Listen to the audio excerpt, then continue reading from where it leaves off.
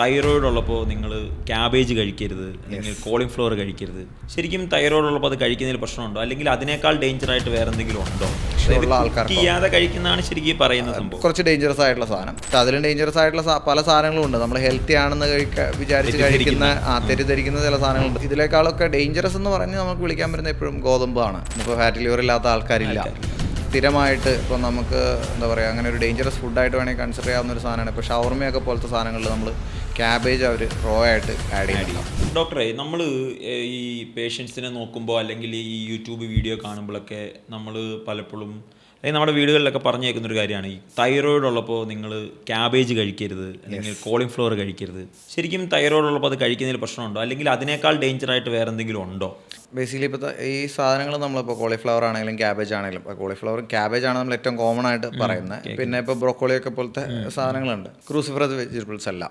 അതിൽ പൊതുവേ ചില സാധനങ്ങൾ, ചില കോമ്പൗണ്ട്സ്, ഗോയിട്രോജനിക് ആയിട്ടുള്ള ചില കോമ്പൗണ്ട്സ് ഉണ്ട്. അപ്പോൾ അതിൻ്റെ ആക്ഷൻ എങ്ങനെയാണെന്ന് വെച്ച് കഴിഞ്ഞാൽ നമ്മുടെ ബോഡിയിൽ അയഡിൻ്റെ അബ്സോർപ്ഷനെ തടയുക, അല്ലെങ്കിൽ തൈറോയിഡിൻ്റെ പെറോക്സിഡേസ് എൻസൈമിൻ്റെ ആക്ടിവിറ്റീസിനെ ബ്ലോക്ക് ചെയ്യുക, അങ്ങനെയുള്ള കാര്യങ്ങളൊക്കെയാണ് മെയിനായിട്ട് വരുന്നത്. പക്ഷേ പൊതുവേ നമ്മുടെ നാട്ടിലാരും അങ്ങനെ റോ ആയിട്ട് ഇതൊന്നും അധികം കഴിക്കാറില്ല.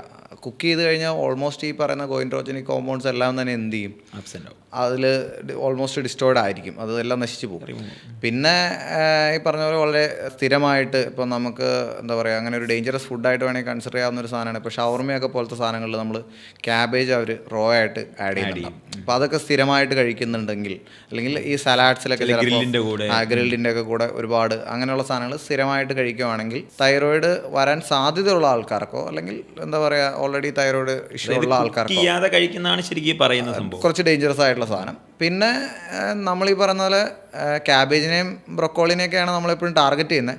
പക്ഷെ അതിലും ഡേഞ്ചറസ് ആയിട്ടുള്ള പല സാധനങ്ങളും ഉണ്ട്. നമ്മൾ ഹെൽത്തി ആണെന്ന് വിചാരിച്ച് കഴിക്കുന്ന തെറ്റിദ്ധരിക്കുന്ന ചില സാധനങ്ങളുണ്ട്. ഇപ്പോൾ മില്ലറ്റ്സ് അതുപോലെ ഒരു സാധനമാണ്. മില്ലറ്റ്സിൽ ഇതുപോലെ തന്നെ തൈറോയിഡിൻ്റെ ആക്ടിവിറ്റിനെ ഇൻഹിബിറ്റ് ചെയ്യുന്ന കുറേ ചില കോമ്പൗണ്ട്സ് ഉണ്ട്.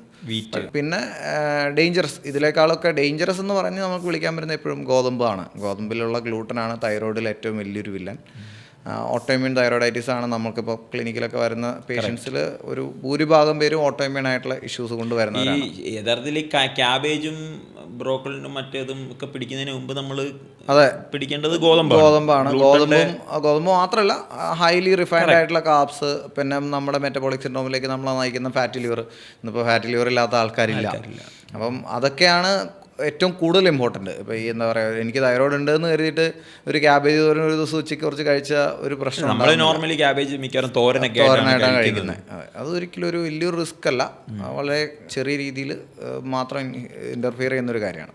അതിനേക്കാളും നമ്മൾ ശ്രദ്ധിക്കേണ്ടത് ഈ പറഞ്ഞ ഗോതമ്പിനെയും ഒക്കെയാണ്. ഗോതമ്പ് ഗ്ലൂട്ടൻ വളരെ നമ്മളെല്ലാവരും അങ്ങനെ നമ്മുടെ ബോഡി അത് ഗ്ലൂട്ടനായിട്ട് അത്ര എന്താ പറയുക നല്ലൊരു ടേംസിലല്ല എന്ന് വേണമെങ്കിൽ പറയാം. ഗ്ലൂട്ടൻ നമുക്ക് എല്ലാവർക്കും ഒരേപോലെ ആവില്ല.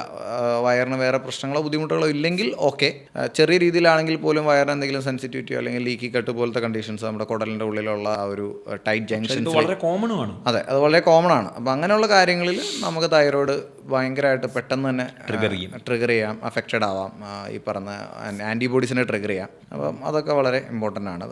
ഗോതമ്പ്, പിന്നെ ചെറിയ രീതിയിലാണെങ്കിൽ പോലും പാലും ഈ പറഞ്ഞ പോലെ ലാക്ടോസ് ഇൻടോളറൻ്റ് ആയിട്ടുള്ള ഒരുപാട് പേരുണ്ട്. എഗെയിൻ അത് ഇതുപോലെ തന്നെ ഇതൊരു ഗോതമ്പ് കൊണ്ട് മാത്രമായിട്ടോ പാല് കൊണ്ട് മാത്രമായിട്ടോ അല്ലെങ്കിൽ ഒരു ക്യാബേജ് കഴിച്ചുകൊണ്ട് മാത്രമായിട്ടോ എന്ത് ചെയ്തില്ല, തൈറോയിഡ് വരത്തില്ല. ഇതെല്ലാം ഫാക്ടേഴ്സാണ്. ഇതെല്ലാം നമ്മൾ ശ്രദ്ധിക്കേണ്ട കാര്യങ്ങളാണ്. അത്രേ ഉള്ളൂ.